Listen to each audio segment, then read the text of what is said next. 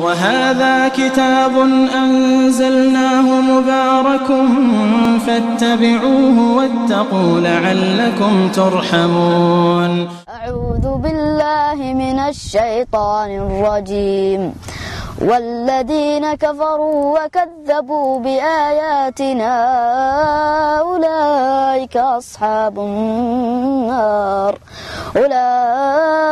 أصحاب النار خالدين فيها وبئس المصير.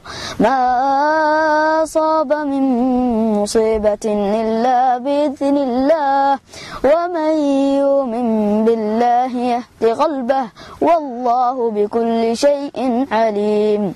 وأطيعوا الله وأطيعوا الرسول فإن توليتم فإنما على رسولنا البلاغ المبين. ونسعد قلب